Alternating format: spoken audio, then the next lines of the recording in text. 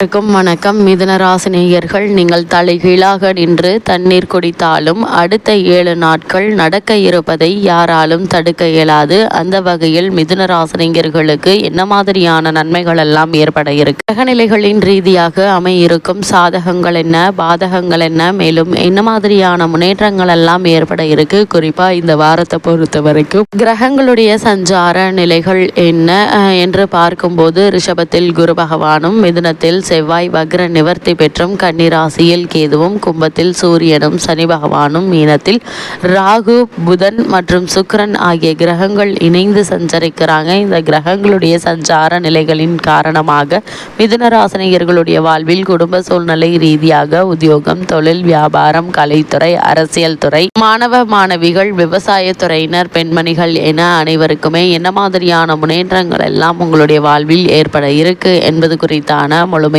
பதிவு தான் இந்த வீடியோல நம்ம விரிவா பார்க்க போகிறோம். அதற்கு முன்னாடி மிதுனராசினியர்களான நீங்கள் உங்களுடைய ராசிக்கு கிரகங்களுடைய சஞ்சார நிலைகளால் என்ன மாதிரியான மாற்றங்கள் ஏற்படும், இதனால் என்ன மாதிரியான பலன்கள் எல்லாம் கிடைக்கும் என்பதை முன்கூட்டியே தெரிந்து கொள்வதற்கு நம்ம சேனலை சப்ஸ்கிரைப் பண்ணிக்கோங்க. அப்படியே பெல் ஐக்கானையும் கிளிக் பண்ணிக்கோங்க. அப்பதான் நம்ம போடக்கூடிய வீடியோ உங்களுக்கு உடனுக்குடன் நோட்டிபிகேஷன்ல வரும். வாங்க இப்ப வீடியோக்குள்ள போலாம். அந்த வகையில மிதுன ராசியை சேர்ந்த மிருகசிரீஷம் 3ஆம் பாதம் முதல் திருவாதிரை புனர்பூசம் 3ஆம் பாதம் வரை உள்ள நட்சத்திரக்காரர்களுக்கு நிகழ்ந்து கொண்டிருக்கும் மார்ச் மாதம் 7ஆம் தேதி முதல் 13ஆம் தேதி வரை உள்ள அடுத்த 7 நாட்கள் குடும்ப சூழ்நிலை ரீதியாக என்ன மாதிரியான நன்மைகள் எல்லாம் உங்களுடைய வாழ்வில் ஏற்பட இருக்கு என்று பார்க்கும்போது, உங்களுடைய ஜென்ம ராசியில் வக்ரகதியில் சஞ்சரித்து வந்த செவ்வாய் தற்போது வக்ர நிவர்த்தி பெற்று சஞ்சரிக்கிறார். குரு பகவானும் உங்களுடைய ராசிக்கு ஜீவனஸ்தானத்தில் சுக்கிரன், ராகு, புதன் இணைந்திருப்பதும் வருமானத்திற்குள் குடும்ப செலவுகளை சமாளிப்பதில் ஏற்பட்டு வந்த பிரச்சனைகள், சிரமங்கள் நீங்கி நல்ல ஒரு முன்னேற்றம் ஏற்பட இருக்கு என்பதை தெளிவுபடுத்துதுங்க. அதே போல் உஷ்ண சம்பந்தமான பிணிகளால் சரும உபாதைகள் உடலை வருத்துங்க. அதனால உங்களுடைய உடல் ஆரோக்கியத்தில் கவனம் செலுத்துவது நல்லது. முக்கிய கிரகமான குரு, சுக்கிரன் ஆகிய இருவருமே அனுகூலமற்ற நிலையில சஞ்சரிப்பதால திருமண முயற்சிகள்ல தடங்களும் தாமதங்களும் ஏற்படுவதற்கான வாய்ப்புகள் இருக்கு. அதனால் வரனை பற்றி தீர விசாரித்து ஆராய்ந்து அதற்கு பிறகு வரனை நிச்சயிப்பது மிக மிக நல்லது என்பதை கிரக நிலைகள் மீண்டும் மீண்டும் அறிவுறுத்துதுங்க. அதே போல உங்களுடைய ராசிக்கு சுகஸ்தானத்தில் கேது சஞ்சரிப்பதால பழைய கடன்கள் இருந்துச்சு அப்படின்னா அவற்றை அடைப்பதற்கான வழியும் பிறக்க இருக்குதுங்க. இந்த வாரத்தில் நெருங்கிய உறவினர்களிடையே ஒற்றுமை அதிகரிக்கும்.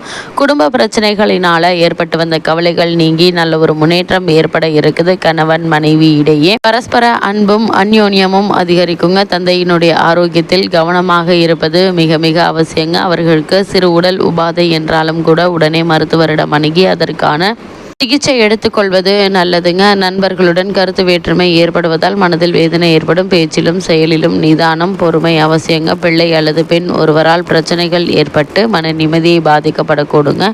பிரச்சனைகளில் கடுமை குறைவதற்கான வாய்ப்புகளும் அதிகம் இருக்கு என்பதை கிரகநிலைகள் தெளிவுபடுத்துது. மிதுன ராசியை சேர்ந்த உத்தியோகஸ்தர்களுக்கு இந்த அடுத்த 7 நாட்கள் மேலும் என்ன மாதிரியான நன்மைகள் எல்லாம் உங்களுடைய வாழ்வில் ஏற்பட இருக்கு என்று பார்க்கும்போது, உங்களுடைய ராசிக்கு ஜீவனக்காரகரான சனி பகவானும் சூரியனும் இணைந்து உங்களுடைய ராசிக்கு பாக்கியஸ்தானத்தில் சஞ்சரிப்பது வேலை பார்க்கும் இடத்தில் சில பிரச்சனைகள் ஏற்பட இருக்கு என்பதை முன்கூட்டியே அறிவுறுத்துதுங்க. அதனால நீங்கள் வேலை பார்க்கக்கூடிய இடங்கள்ல நீங்கள் அதிக கவனத்தோடும் பொறுமையாகவும் நிதானமாகவும் இருப்பது நல்லதுங்க. அதே போல் மேலதிகாரிகளுடன் கருத்து வேற்றுமையும் விவாதமும் ஏற்படக்கூடும். எதிர்காலத்தை பற்றிய அச்சம் மேலிடுங்க. தற்காலிக பணியாளர்களுக்கு பணி நிரந்தரம் செய்யப்படுவதற்கான வாய்ப்புகள் இருக்கு. அதுவரை பொறுமை அவசியங்க. வெளிநாடுகளில் வேலை பார்த்து வரும் மிதுன ராசி அன்பர்கள் சக ஊழியர்களுடனும் நிர்வாகத்தினருடனும் சற்று பொறுமையுடனும் அனுசரித்து நடந்து கொள்ள வேண்டுங்க. உங்களுடைய ஜனன கால தசாபுக்திகள் சாதகமாக இருக்கும் பட்சத்தில் நிறுவன மாற்றம் ஏற்படுவதற்கு வாய்ப்புகள் இருக்குது.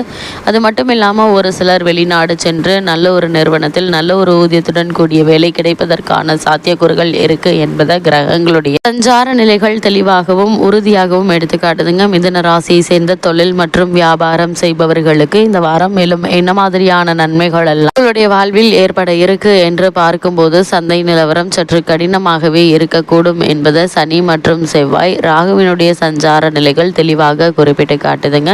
நியாயமற்ற போட்டிகளை நீங்கள் சந்திக்க நேரிடுங்க. சரக்குகளுடைய விற்பனை விலையை குறைக்க வேண்டிய அவசியம் ஏற்பட இருக்குது.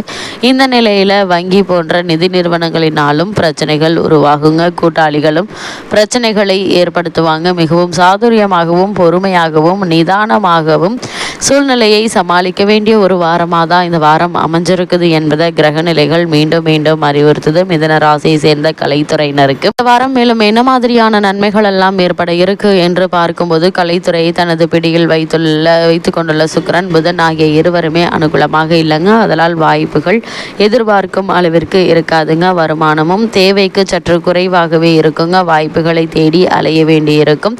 கையில் இருப்பதை கொண்டு சிக்கனமாக செலவு செய்வது அவசியம் என்பதை கிரகநிலைகள் குறிப்பிட்டு காட்டுது. வாழ்க்கையில் நாம் எப்போதெல்லாம் எந்தெந்த விஷயங்களில் ஜாக்கிரதையாக இருக்க வேண்டும் என்பதை கிரகநிலைகள் முன்கூட்டியே அறிவுறுத்தும் பட்சத்தில் அந்த விஷயங்களில் அதிக கவனத்தோடும் எச்சரிக்கையாகவும் இருப்பது அவசியங்க. அதே போல் மிதுன ராசியை சேர்ந்த அரசியல் துறையினருக்கு நிகழ்ந்து கொண்டிருக்கும் மார்ச் மாதம் 7ஆம் தேதி முதல் 13ஆம் தேதி வரை உள்ள அடுத்த 7 நாட்கள் மேலும் என்ன மாதிரியான முன்னேற்றங்கள் எல்லாம் ஏற்பட இருக்கு என்று பார்க்கும்போது, சுக்கிரன் மற்றும் செவ்வாய் ஆகிய இரு அரசியல் கிரகங்களுமே இந்த வாரம் முழுவதும் சுபபலம் பெற்றிருக்கிறதுங்க. அதனால் கட்சியில் ஆதரவும் செல்வாக்கும் அதிகரிக்க இருக்கு. தற்போது உங்களுக்கு நடைபெற்று வரும் தசாபுக்திகள் அனுகூலமாக இருக்கும் பட்சத்தில் வீண் பலிக்கு ஆளாக நேரிடுங்க. சிலர் சட்ட ரீதியான பிரச்சனைகளை சிக்கிக்கொள்ள வாய்ப்புகள் இருக்கு. அதனால் இது மாதிரியான விஷயங்களை நீங்கள் கவனமாகவும் எச்சரிக்கையாகவும் இருப்பது அவசியங்க. மிதுன ராசியை சேர்ந்த மாணவ மாணவிகளுக்கு இந்த மார்ச் மாதம் 7ஆம் தேதி முதல் 13ஆம் தேதி வரை உள்ள அடுத்த 7 நாட்கள் மேலும் என்ன மாதிரியான நன்மைகள் எல்லாம் உங்களுடைய வாழ்வில் ஏற்பட இருக்கு என்று பார்க்கும்போது, கல்வித்துறைக்கு அதிபத்தியம் கொண்டுள்ள கிரகங்கள் அனுகூலமாக இல்லைங்க. மனதில் ஏற்படும் சபலங்களினால பாடங்களை மனதை செலுத்துவது சற்று சிரமமாக இருக்குங்க. ஒரு சிலருக்கு தகாத சேர்க்கையும் ஏற்படக்கூடும் என்பதை கிரகநிலைகள் எடுத்துக்காட்டுது. பிற மாணவ மாணவியருடன் நெருங்கி பழகுவதை தவிர்ப்பது அவசியங்க. புதன்கிழமை தோறும் அருகிலுள்ள திருக்கோவில் ஒன்றிற்கு சென்று தரிசித்து விட்டு வருவது எண்ணற்ற நன்மைகளை உங்களுடைய வாழ்வில் ஏற்படுத்தும். அதேபோல் மிதுன ராசியை சேர்ந்த விவசாயத்துறையினருக்கு மேலும் என்ன மாதிரியான முன்னேற்றங்கள் எல்லாம் ஏற்பட இருக்கு என்று பார்க்கும்போது, பூமிக்காரகரான செவ்வாய் ஜென்ம ராசியில் நிலை கொண்டுள்ளதால வயல் பணிகள் சற்று கடுமையாகவே இருக்குங்க. அதிக உஷ்ணத்தினால் உடலில் சோர்வு அதிகரிக்கும். இதன் காரணமாக வயலில் முழு கவனத்தை செலுத்துவது சற்று கடினமாக இருக்குங்க. கால்நடைகளுடைய பராமரிப்பில் பணச்செலவுக்கு வாய்ப்புகள் இருக்கு என்பதால் கவனம் மிக மிக அவசியங்க. சில தருணங்கள்ல புதிய கடன்களை ஏற்க நேரிடும். கூடுமான வரையில் அவற்றை தவிர்ப்பது நல்லது. அதே போல் மிதுன ராசியை சேர்ந்த பெண்மணிகளுக்கு அடுத்த 7 நாட்கள் மேலும் என்ன மாதிரியான நன்மைகள் எல்லாம் உங்களுடைய வாழ்வில் ஏற்பட இருக்கு என்று பார்க்கும்போது, பெண்களின் நலன்களுக்கு அதிகாரம் கொண்ட குரு, சுக்கிரன், செவ்வாய் ஆகிய 3 கிரகங்களுமே அவ்வளவு அனுகூலமாக இல்லைங்க.